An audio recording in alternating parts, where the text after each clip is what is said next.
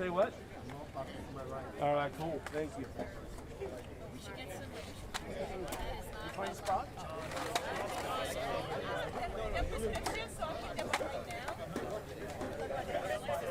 I'm waiting for John to say, where's the fire?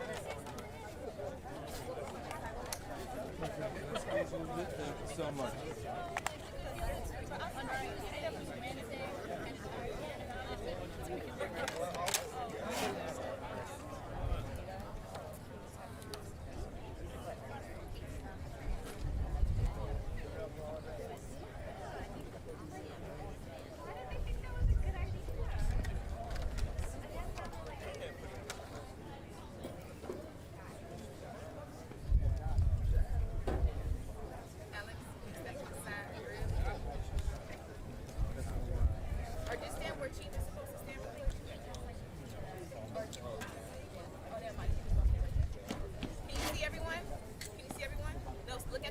This the camera right here?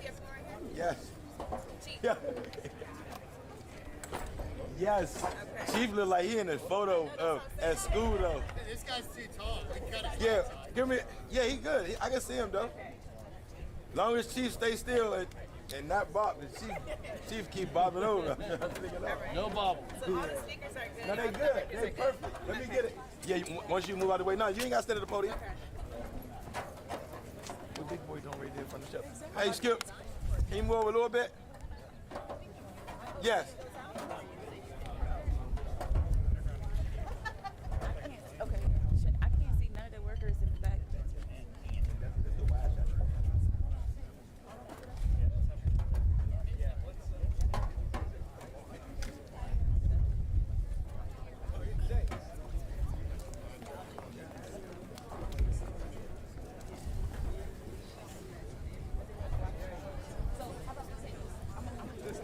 I'm gonna just take some out. Yeah. Some of the DPW folks are taking out. Go ahead, Jazz. Well, they can move. What if they just move to the side a little bit? We don't have to take them out necessarily. What if he just They moves? not seeing it at all. Look at the camera. Anybody behind it directly is going to go stagger them like that.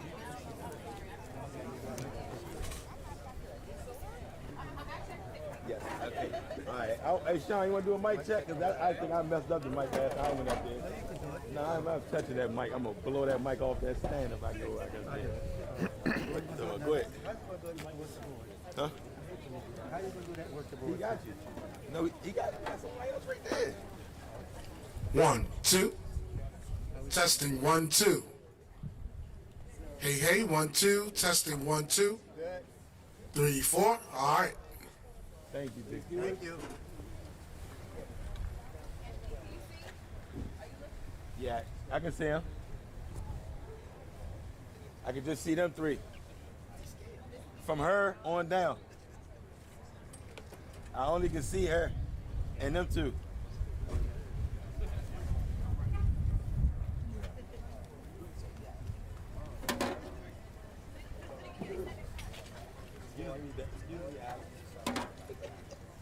So you overhead him. Yeah, I can just see them four now. Who that put the mask on? Yeah, from her. If somebody get right in between her, I can get him. Yes, right there. Oh, he can move over some more. Yeah. That's perfect. Yeah, That's good. Right here? Oh, I definitely can see him. Mm-hmm. I definitely can see him. Big boy is right there.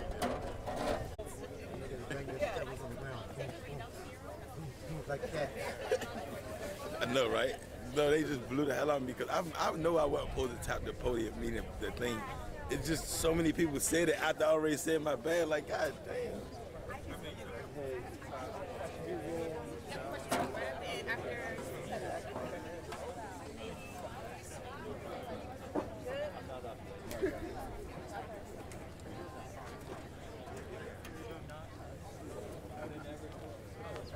I just want to make sure everyone is a lot of people, huh? Oh.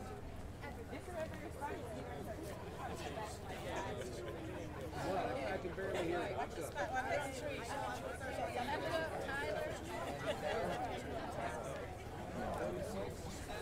Dropping in and out, my friend.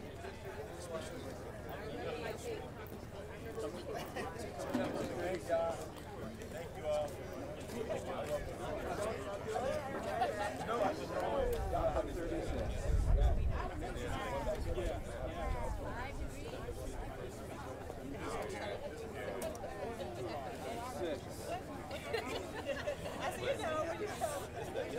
Oh, yeah, you're welcome.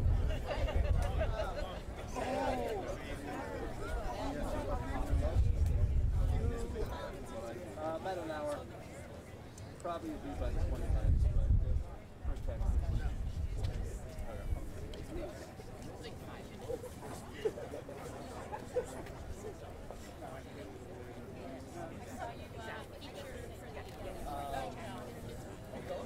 Yeah, we'll probably not.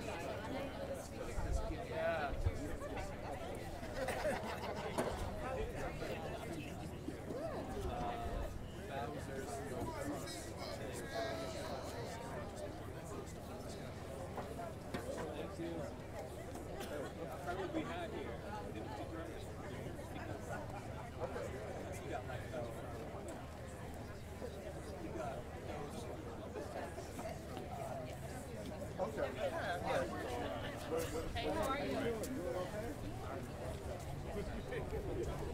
Well, he ain't got no time. No way he's speaking all of these. Well, it starts at 10.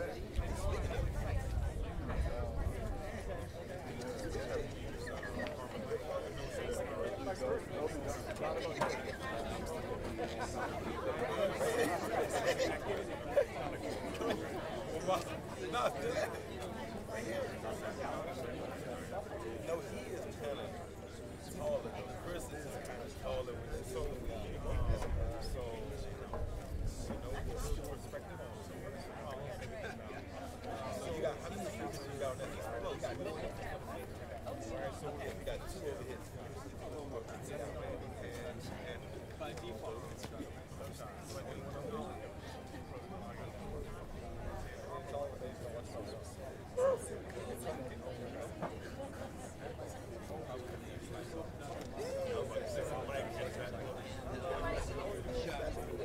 Trucks and such.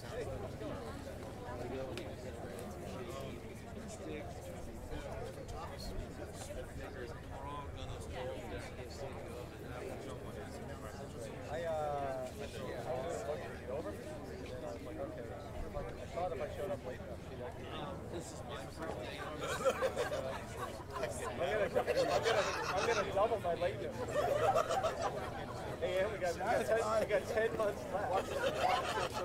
How late can I possibly be?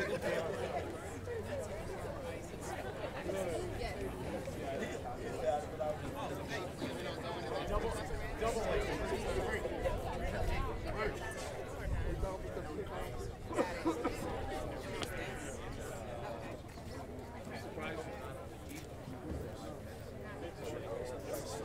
Sir? No,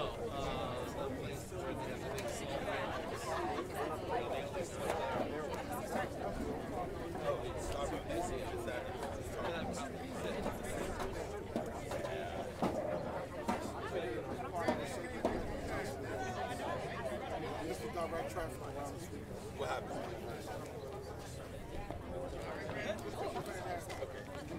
Oh, behind? Like over top of the... Okay. yeah, yep. Thank you.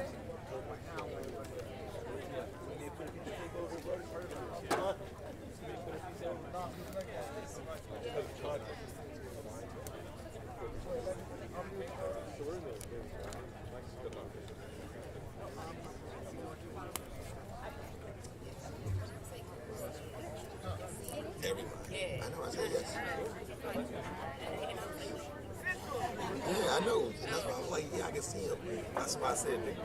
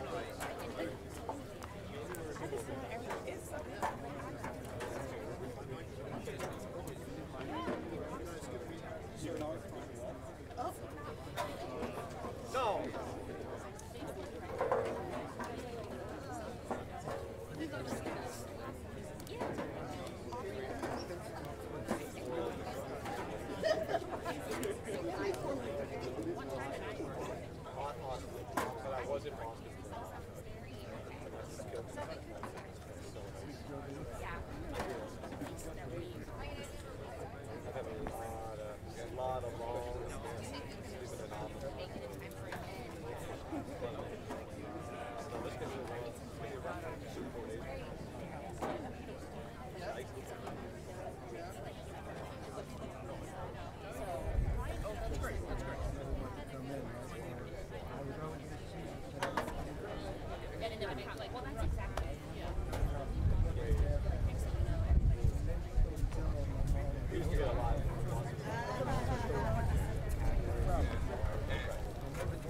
about to walk behind the cameras because I don't know which one I'm.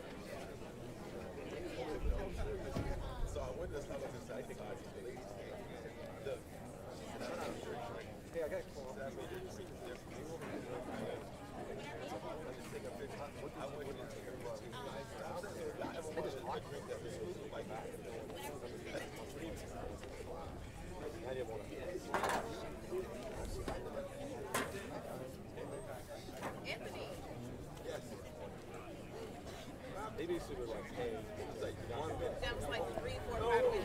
That was like 3, 4, 5 minutes. That was like 3, 4, 5 minutes. And you over there. Yeah, that's what they were.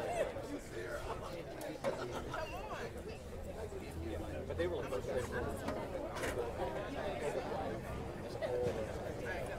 yeah, no, I gotta write this down. She's like 7. that'd be awesome.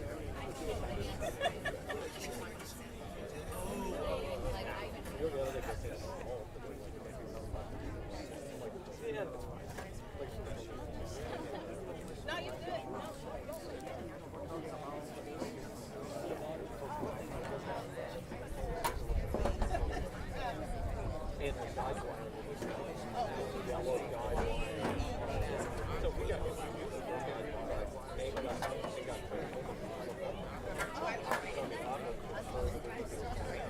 That's way better.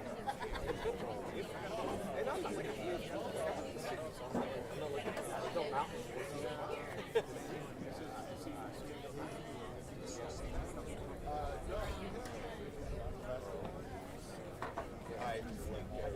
And I can sit down.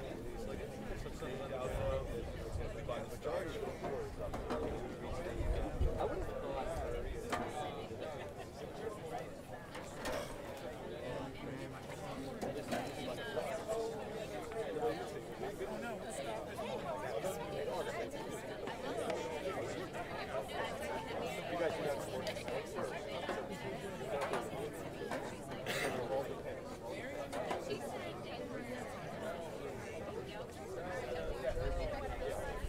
I meant forward.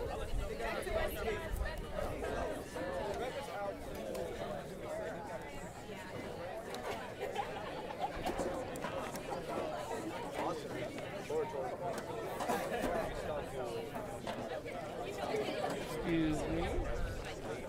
Thank you very much.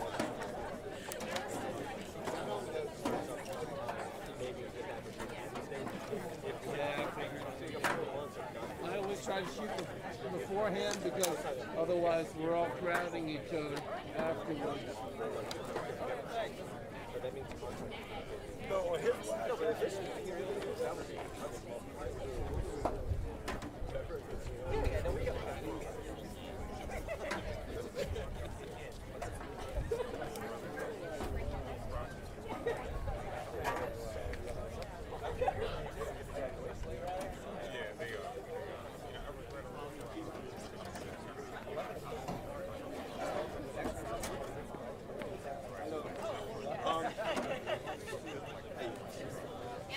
Yes. I really don't know.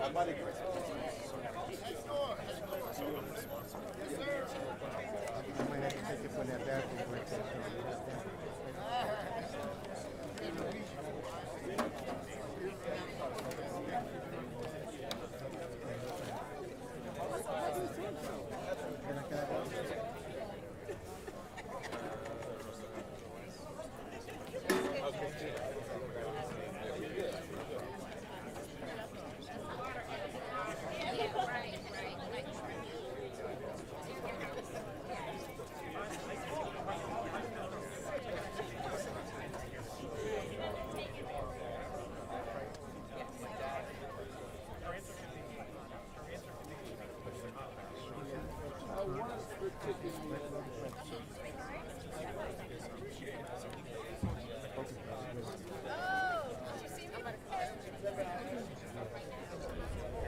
God, yes, now I remember. Thank you so much. I didn't know, you have no idea. Oh no, I do. I totally appreciate that because I was like, I got a nice shot. Yes.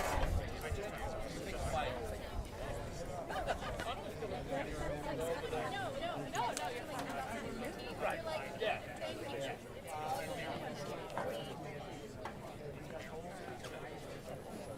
Hey, Jazz.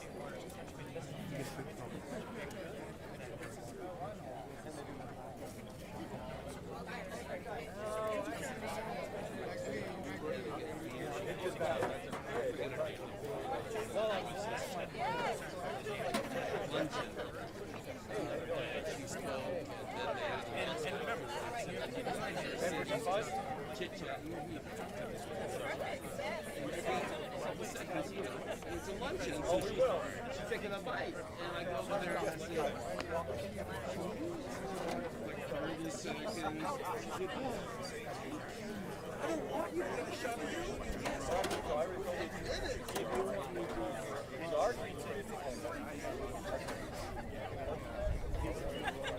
Yeah, yeah, uh-huh.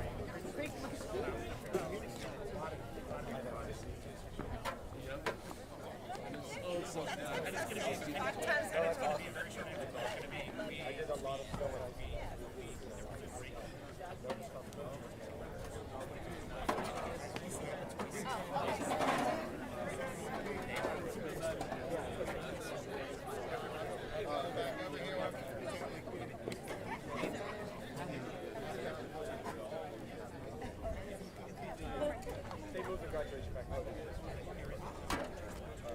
Yeah, so I got my credit.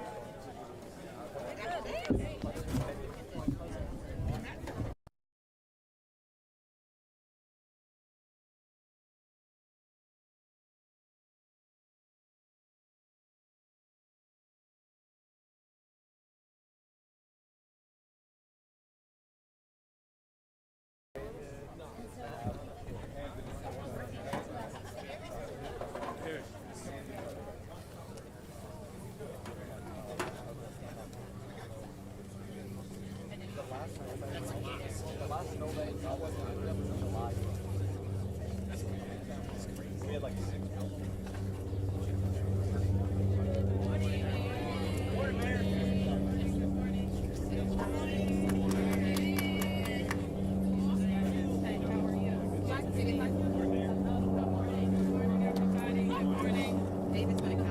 Okay.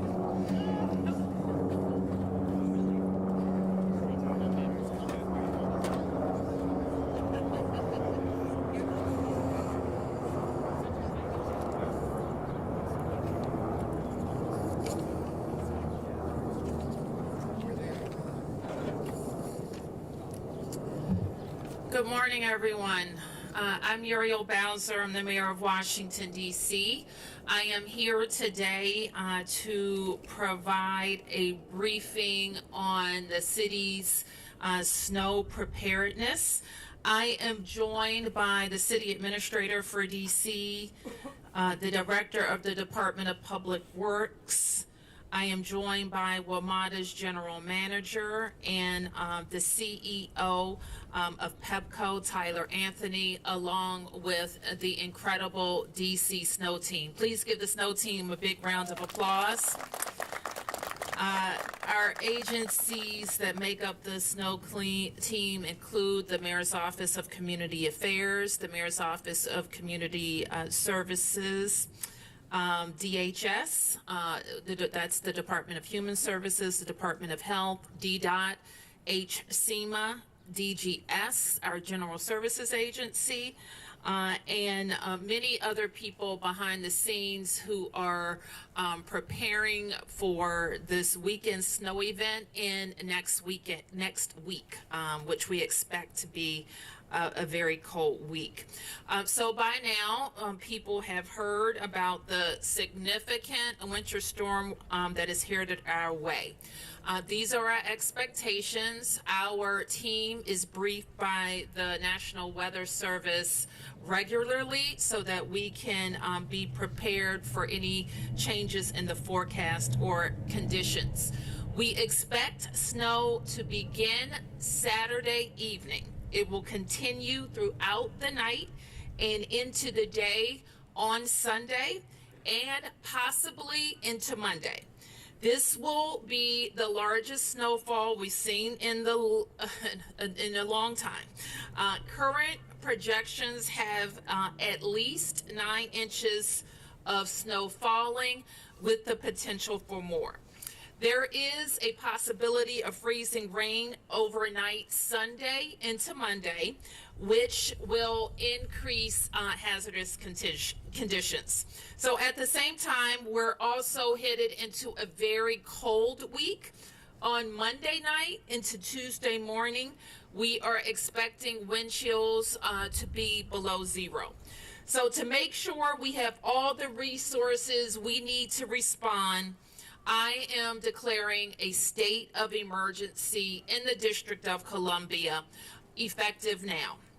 We are also requesting vehicle support from the DC National Guard to ensure our first responders are able to move around the city during the storm, and that request has been made. We're also out today to spread the word to the public to get prepared and be prepared. We need you to get inside. We have our outreach teams out all week getting people into shelter. And let me be clear, we have space for everyone. And this is seriously dangerous conditions for people to be outside. If you still see people outside, call our shelter hotline by calling 311 or by dialing 202-399-7093. We have shelter space available for everyone who needs it. We also want you to be prepared by charging your devices, locating your shovel, finding your flashlights, and make sure you have enough batteries for them. Don't wait until Saturday to get stocked up for groceries, and have a plan for your senior family members and senior neighbors. Also, make sure you are signed up for Alert DC. You can sign up at alert.dc.gov. And once you're signed up, you will get updates directly to your phone. And once we deploy our snow teams, don't crowd the plows. In fact, stay out of their way, stay off the roads, and only use the roads if you need to. So with the state of emergency, we are requiring motorists who have vehicles parked on snow emergency routes to move them by Saturday at noon, Saturday 12 noon. Vehicles must remain clear of the snow emergency routes until Tuesday at 9:30 a.m. If conditions show that we need to extend the snow emergency route beyond Tuesday morning, we will make that change and make everybody aware of that. But the snow emergency route is in effect from Saturday to Tuesday at 9:30 a.m. So with regards to government operations, let me start with schools. We have a planned no school day for students on Monday as part of their regular calendar, so that will remain in effect. And the DC Public Schools will continue to communicate with school staff about their planned professional development day. If your child attends a public charter school, you will receive updates directly from them. So over the weekend, we will provide an update about the status of DC government on Monday. And that decision I will make based on our conditions and our need to get open. One modification that has already been made is that we are suspending leaf collection starting this afternoon.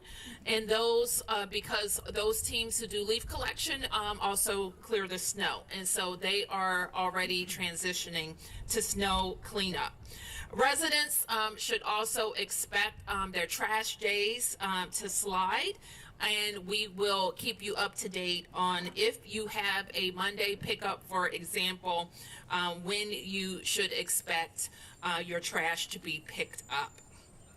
We do remind residents, just as property owners, our business property owners, you are responsible for shoveling your sidewalks. You are also responsible for clearing the area in your alley spaces. That goes a long way in helping us have access to the alleyways. That said, getting trash picked up as soon as possible will continue to be our top priority. If you are a snow hero through Serve DC, thank you. And I want you to know that we will continue to communicate with you to get supplies out. And you should expect to receive communications this weekend about deployments. Serve DC Snow Heroes help people who are unable to shovel their snow with shoveling tasks. And since we haven't had a big snow in a while, this would be a good time for people who have some time and energy and are strong, strapping people who want to help a neighbor. This will be the time to serve your city and your neighbors. So please look out for information for sign up to become a snow hero. And again, I said this earlier and it bears repeating, check on your neighbors, check on our older family members, and make sure that people in your circles are prepared, because we're going to get a lot of snow and it's going to be very cold next week, which means the snow sticks around. And so we want people to make sure they have food, they have a safe passage in and out. And that goes for everybody. A lot of people get injured during this time. And that's from shoveling snow. So if you're not able, just think about your readiness to be out there moving heavy snow. But there are also a lot of slip and falls that people don't see the ice, don't have great, or think their balance is better than it is. So like just be mindful of yourselves and have a plan to check in with people. And if you're one of those people, have a plan to call out so people know how you're doing and what you're up to, and if you need help. And you can always call us if you need help. So with that, let me turn to Anthony Crispino, who is the director of DPW.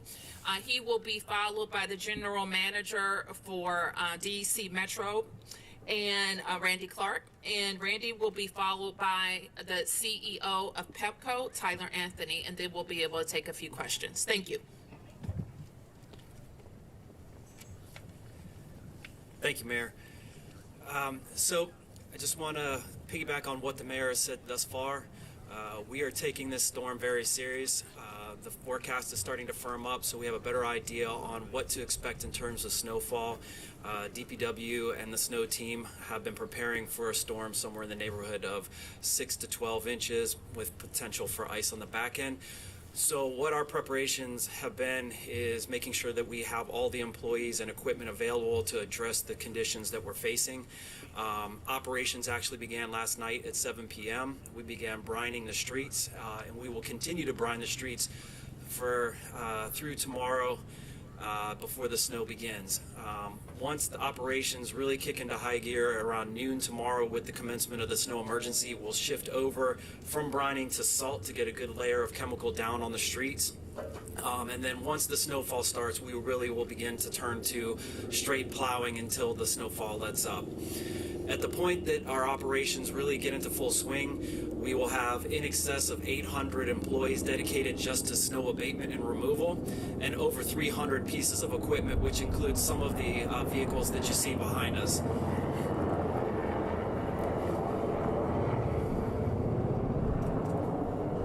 Apologize for the interruption.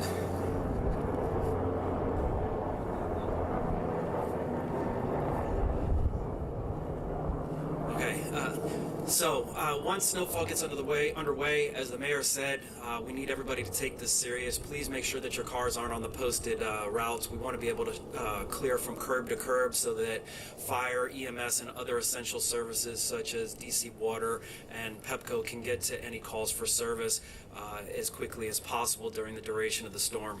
And we want you to avoid any fines or relocation of your vehicle. I want to stress the cold temperature on the back of this storm is going to be very serious, and as the mayor has indicated, you need to check on each other. Please stay off the roads if you can, stay inside where it's warm, but if you have elderly neighbors, please check on them. And then once the snowfall stops and you can venture outside, just help them out clearing their sidewalks. We'll touch on that with some of the other directors. And with the trash collection, we will do everything that we can to get back to normal service. There's going to be some slide dates. It's just the nature of the beast with this type of storm. I'm taking precautions to try and get us back to normal service as quickly as possible. We just ask you to be patient with us. And with that, I'll turn it over to the GM. Good morning, everyone. Randy Clark, the Metro General Manager. I want to thank the Mayor for having me here today. It further re-emphasizes that partnerships are so critical every day, but especially when there's incidents. Obviously, we work across all the regions, so I appreciate the Mayor declaring a state of emergency early. Allows us all to prepare and work together. Team Metro, just like the DPW team behind me, I want to thank them. We have thousands of people that are in preparation mode, working hard to make sure we can deliver service. So a couple things I want to go through here. We will have a full Emergency Operations Center activation starting on Saturday. We actually have, for the first time, staff embedded at DPW, so I want to thank DPW Director for that coordination. It is so important for sidewalks, bus stops, all that kind of coordination. When it comes to Metro, we have over 400 pieces of equipment for snow fighting and hundreds of people that will be actually deployed. So all the prep is active, just like DPW is here. So on the service front, rail definitely can operate in snow, but all snow is different. We are expecting very heavy snow, and obviously then the potential of ice. That is what we are most concerned about at Metro, is the buildup in ice. Extreme cold temperatures, the mayor mentioned too, also lead to potential rail breaks. We've had a few this week with the very serious cold. So all of that is, we are going to run rail service at the ability of safely running through those conditions. So it could vary. We are not going to run one line and not the rest of the lines, but it could vary in sections where we don't have full availability to run safely. So all track work that we normally had planned for this weekend has been canceled, and all of our staff are in. One thing we're going to be doing, we're going to be storing trains inside, so we could fit about 60 train sets, give or take, inside the tunnels at all of our inside stations, and we'll be activating that very late Saturday night. We have our de-icer trains are already prepped and ready. Plow trains are ready, and all of our polisher trains are ready. And so we're going to be out doing all of that type of work. And again, we like DPW, will prep. When snow gets there, we'll plow, and then back to prepping for the ice after that. On the bus side, bus is heavily dependent on roadway conditions. So I want to just reiterate my thanks to our DC partner, but also our partners in Prince George's, Alexandria, Arlington, Fairfax, Montgomery County, Maryland DOT, Virginia DOT. We run on their infrastructure, and we work together to make sure those roads are safe. So where there's hills, where there's narrow roads or tight turns, that's especially challenging for us on the bus side. It's pretty clear we're going to have some bus impacts. There's probably no way around that. The question is how severe. We may have some temporary suspensions, but we are going to do everything we can again to serve especially places where there's critical staff. Hospitals, grocery stores, things of that nature, and we'll work really closely with HCMA and all of our other regional partners to try to get people to those critical resources and critical facilities the best we can. Put all that in Metro Access, same deal. service conditions will determine that. We are already proactively reaching out on the Metro Access side to try to reschedule trips. If you do not need an absolute kind of life mission out on Sunday morning especially, we ask that you please, use some weather sense here, stay inside, look after each other as the mayor said, and then travel after that. On the notification side, we please ask you to hit Metro Pulse is our best way to get real-time information, or WMATA.com snow. Also, all of our social media or with with people in the regular media. So, last thing again, I want to just really emphasize this. We do not know what we are going to run right now. People have been reaching out. What is Metro going to do? No idea right now in the sense of because we don't know the conditions. It's going to vary based on these conditions. We will only run service if it is safe. And if it's safe, we're going to run as much service as possible because we know how critical Metro is in people's lives in the DMV. So again, please pay attention to alerts, and they could be dynamic and real time, especially between late Saturday through sometime on Monday. And again, thank you, Mayor, for having me here today. I think Tyler? All right. Thank you, Randy. Mayor, thanks for having me here today. Couple comments. Well, first, my name's Tyler Anthony. I'm the president and CEO of Pepco Holdings. And I'll start by saying, as you listen to the weather, as you listen to the different report outs, for us, this is an all hands on deck situation. We don't know how bad this is going to be, but for Pepco, we're preparing for the very worst. We have 3 priorities right now as we prepare. One is, are all of the power lines on system in configuration, and do everything we can to prevent those outages with the necessary configuration, backup lines, etc. So step 1, prevent the outage. Step 2 is when we do have outages, and when you hear about this ice, that's our concern as well. When you get heavy icing of the lines, they can tend to come down. But the second item is, do we have the resources? Our emergency facilities are all up and running. We're pre-staging material all throughout our region and the different service centers to make sure we have all the necessary equipment and staff. We continue to bring more staff in from our neighboring utilities and from different contract groups to supplement all of our existing folks. And then lastly, and every bit as important, is that we communicate, and we communicate transparently with our customers. People need to know if they have an outage, what we know, what's the action, what's the restore time, so they can make informed decisions about their current situation. So again, our 3 priorities. Let's prevent these outages. Let's get them back as quickly as we can and be prepared. And third, we must communicate everything we know and be transparent about that. I'd like to direct everybody, a great resource for us is our outage map. You can find on our web link. You can see it. And also, I'll say a top priority for us, you heard Randy talk about it, is safety. Power lines can tend to come down, they can be buried in the snow. Safety is a top priority for us. I ask customers to report their outages. We have many ways to report them. We need your help in that, whether it's online, whether it's on the phone, or you can text us. Just go to our website, you can find all those different segues. So, I also want to encourage, as my colleagues talked about, I want to encourage residents to be prepared. It can be as simple as making sure your phone is charged. I love the mayor's comments about looking out for yourself and looking out for your neighbors. What will make this a successful response is that we all work together, and that includes our customers. So one thing I commit to you as CEO, we're going to work around the clock, and we're going to get this cleaned up and get everybody back to normal. Very concerned about the combination of outages and the cold weather. That can get very serious as it pertains to our residents. But you have our commitment. We're going to be here 24/7. We're going to continue to prepare, and we're going to respond appropriately. Okay? Thank you. Thank you for those updates. I also want to acknowledge Director McGaffin, who leads our OUC, our 911 and 311 call center, and all of the call center staff who are preparing to be there as long as it takes.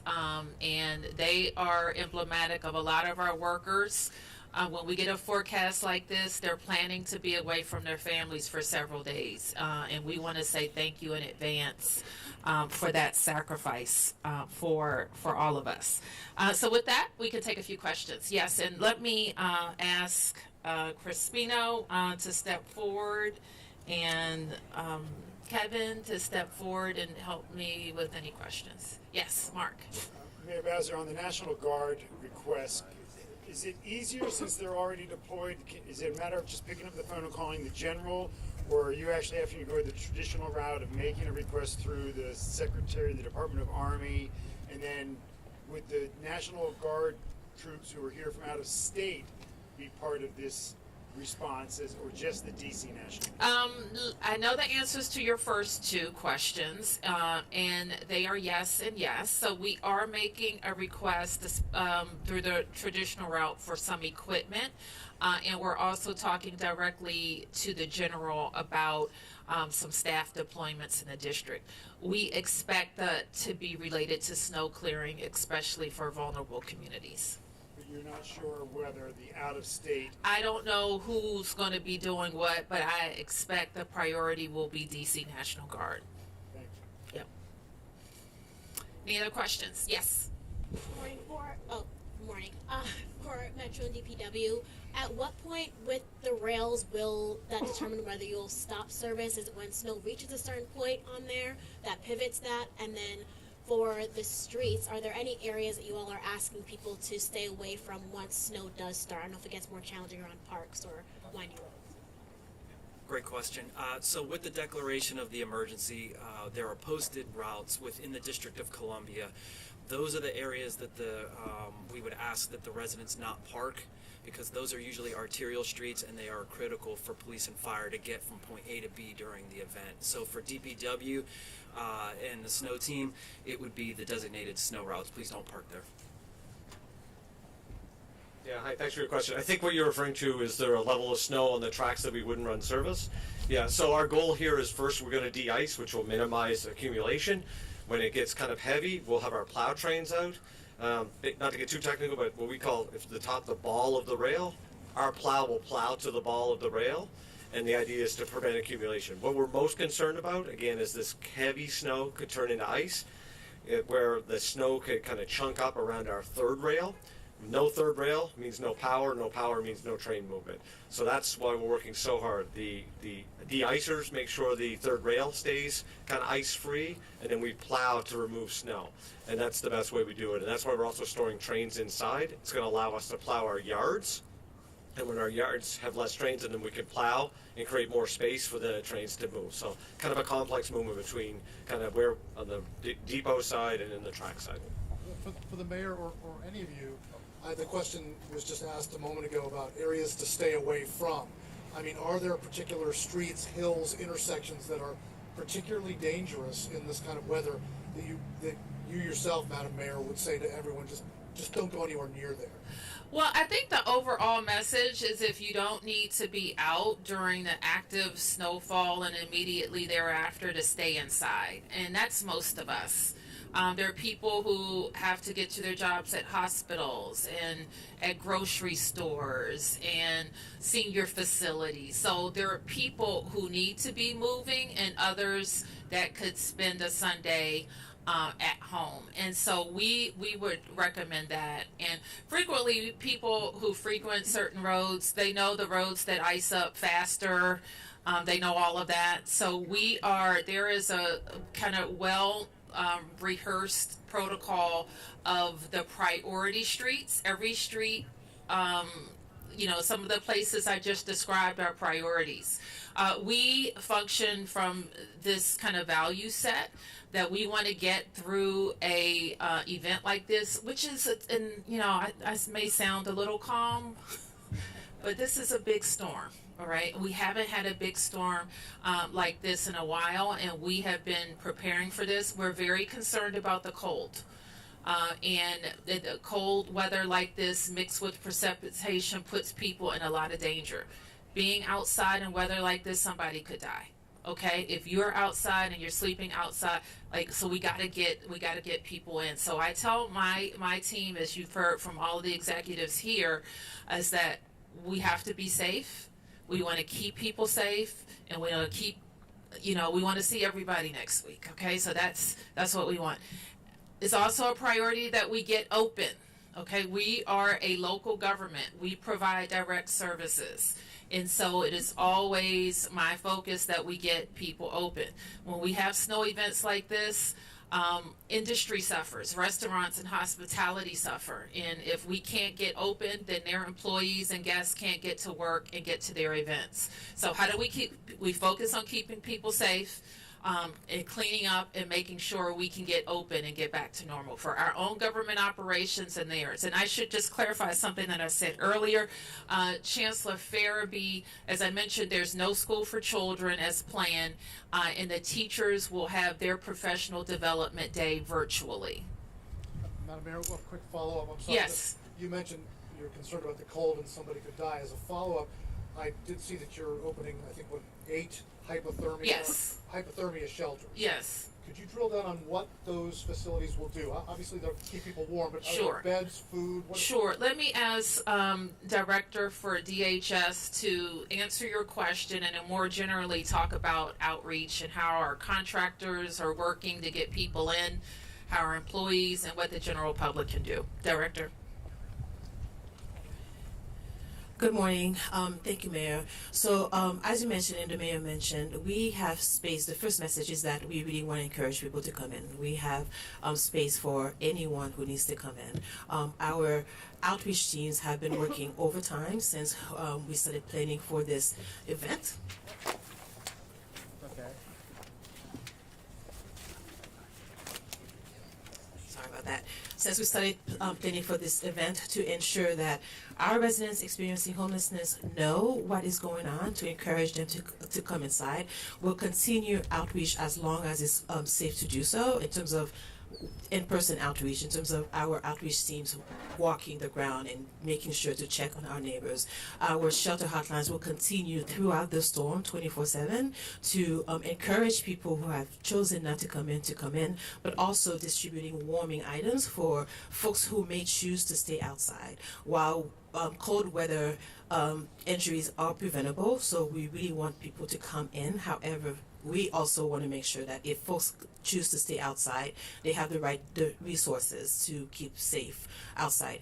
Our hypothermia shelters will be open throughout the storm 24/7. They'll be receiving food, case management, any other services. So we plan to not close our hypothermia shelters during the day. So starting this evening at 7 p.m., they will be open until the end of this event. They offer clothing to people too? Yes, our shelters, our low barrier shelters, offer clothing. Our daytime drop-in centers offer clothing.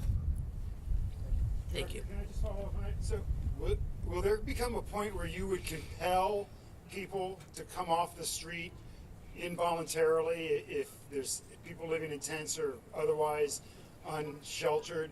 You keep saying encourage them to come off and provide them with supplies, but does there come a point where you would actually compel them against their will to come in, either FD12 them or other means?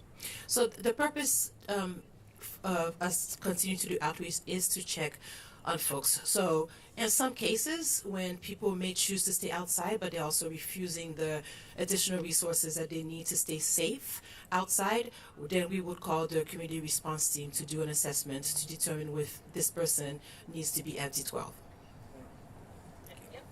Yeah, got a message or a question for Pepco, I guess. You see, especially in the suburbs around here, increasing chances of sleet and freezing rain. How much does that impact everything compared to the snow? And then just the sheer size of this storm, how does it hinder you from getting more support from outside the area like you sometimes do when big storms come? Yeah, great questions. A couple there. So the outside resources, when you look at the size of this hitting our nation, resources are tighter and tighter. What's beneficial for us is sister utilities, Delmarva Power, Pepco, or Pico up in Philly, BG&E. We'll look at this and say, do we need to move any of those utility resources around? And we're pre-staging everybody. In addition to that, we're pre-staging people before the storm comes from other states and other groups. So right now we feel like we have what we need to respond. And as we learn where the pockets are, we'll hit those with even additional resources just based on what transpires. And then your point about the icing, and you heard the commentary about us. Where we get into big trouble is when you have that mix, and then it's wet, and then it combines with freezing. If a power line starts to get icing on it, the amount of ice on that line puts a lot of additional weight on that conductor. And what can happen is, even with a small crosswind, that can start swaying and cause it to snap.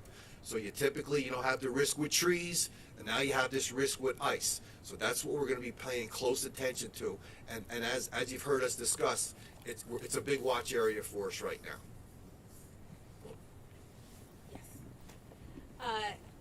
This question is for the CEO of Pepco. This is Tosin with DC News Now. I'm right here in the center.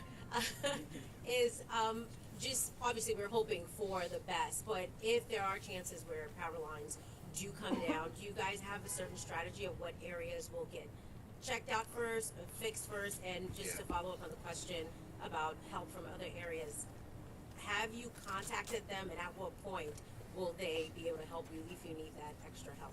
Yeah, we're talking constantly. We have additional check-ins today as an example, so it's a constant communication. As far as, I want to make sure I answer your question. As far as our protocols, our emergency response facility, we're very deliberate on, say we have a series of outages, the emergency facilities, hospitals, police and fire, top priority to get those restored. And then the way we work it down is the outages with the most customers impacted. So if we have an outage, for example, that has 1,000 customers impacted, we'll work that in priority of one that may have 5.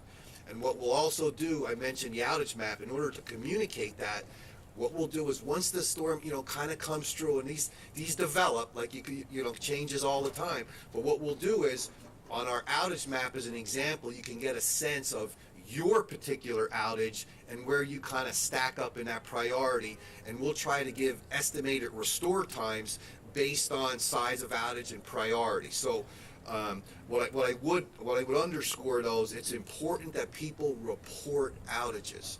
We have many ways to do that, whether it's through the web's link, whether it's through text message, whether it's through the phone call. We really need to hear from people. And I also want to take the opportunity to say, you've heard this term safety. When conductors are down, people need to stay away. They can be very dangerous, and in some cases, maybe they could still be energized. So I just kind of say that as well. Thank you. Okay, yes. And we'll take a couple more, and then these guys got to get back to work. Just one follow-up on the power outage issue. Yes. If people are experiencing prolonged power outages and perhaps at a significant scale across the city, is there anywhere where the city would encourage those people to go, given the cold weather? Is there overflow space or any contingency plan for that situation? Well, we will have the 8 rec centers that would be available, and we'll call those our cold weather centers. And we have the capacity to add more wherever. As I mentioned about the OUC staff, we have DPR staff who are already positioned to be in those centers. Our DPW staff and DDOT staff similarly, have their plan of how they will work shifts and stay over if need be. Yes. Mayor Bowser, I'm wondering what you and or your team can tell me about the district's response to the sewage spill that's been ongoing for days in the Potomac River. It really seems like it's getting to be in a disastrous situation there that's all flowing downriver into the District of Columbia. I'm just wondering if there's consideration of closing the river, closing the area, what your response? Mark, can we come back to you with that a bit later, and we'll get you a fulsome response? I can't give you an intelligent response right now. I'm happy to come back to you on it though. Okay, thank you everybody. Good luck everybody.